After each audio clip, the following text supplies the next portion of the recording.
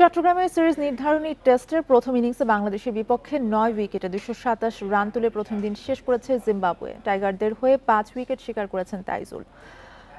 ইনিংসের প্রথম ওভারেই বেনেটকে আউটের সুযোগ তৈরি করেন হাসান মাহমুদ, কিন্তু সেটা কাজে আসেনি। বেনেটকে আউট করে ৪১ রানের ওপেনিং জুটি ভাঙেন তানজিম সাকিব। বান্ডেল থাকলে প্রতি সেনমানিতে টাকা বাঁচবে। বিকাশ সেনমানি বান্ডেল কিনে জিতুন প্রতি লেনদেনে। বাংলাদেশ জিম্বাবুয়ে সিরিজ নির্ধারণী টেস্ট নিয়ে জানাতে চট্টগ্রাম থেকে আমাদের সাথে যুক্ত আছেন সহকর্মী মাজহারুল ইসলাম। মাজার, প্রথম দিন শেষে কে এগিয়ে বলে আপনার মনে হচ্ছে এবং তাইজুলের ৫ উইকেট শিকারকে কিভাবে দেখছেন? এছাড়াও এখান থেকে আসলে বাংলাদেশের টার্গেট কি হওয়া উচিত?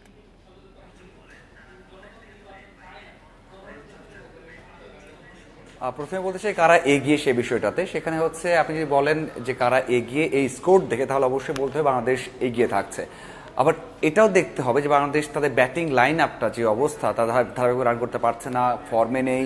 সেই দিক থেকে এই রানটা বড় হয়ে দেখা দিতে পারে যদি শুরুটা ভালো না হয়, যদি পার্টনারশিপ না হয়। এবং জিম্বাবুয়ে থেকে তাদের যেই ব্যাটিং কোচ, তিনি সেই কথাই বলেছেন যে আমাদের বোলাররা ভালো করছে, আমরা প্রথম ম্যাচে ভালো করেছি এবং এখনও বাংলাদেশ দলকে চাপে ফেলতে পারি।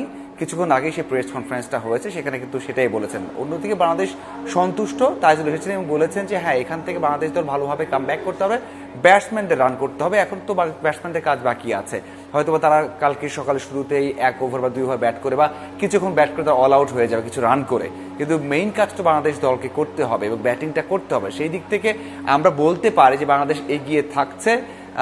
তবে ব্যাটসম্যানরা যদি কাজে লাগাতে পারে বোলারদের সাফল্য, তাহলেই হয়তোবা এগিয়ে রাখতে পারবে আমরা। এবং পরের প্রশ্নটা আপনি হয়তো করেছেন তাইজুলকে নিয়ে। তাইজুলের ধারাবাহিকতা নিয়ে প্রশ্ন নেই, টেস্ট ক্রিকেটে দুর্দান্ত করছেন।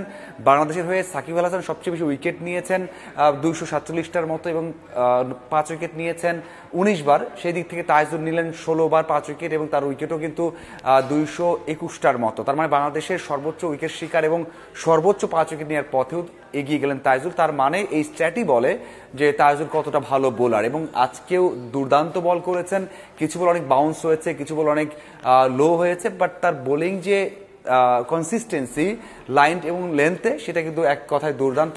এবং এই বোলিং এর পরে কিন্তু আমরা দেখেছি যে সাবেক অধিনায়ক তামিম ইকবাল বলেছেন যে তাইজুল বর্তমান বিশ্ব ক্রিকেটে একজন আন্ডার রেটেড ক্রিকেটার। তার মানে যে পরিমাণ পারফর্ম করেন সেভাবে আলোচনায় আসেন না, সেটা তো অনেকেই মেনে নেবে। সেটা তাইজুলও বলেছেন যে হ্যাঁ, আমার কাছেও মনে হয় যে আমি আন্ডার রেটেড, সে কথা কিন্তু বলেছেন। লাস্ট প্রশ্ন হয়তো করেছেন যে বাংলাদেশ দলকে নিয়ে যে আসলে এখান থেকে বাংলাদেশ দলের টার্গেট আসলে আরো অনেক বেশি, এই জায়গা থেকে আসলে অনেক বেশি হওয়া উচিত, সেরকমই একটা আশা করছি আমরা। মাজহারুল ইসলাম জানাচ্ছিলেন চট্টগ্রাম থেকে।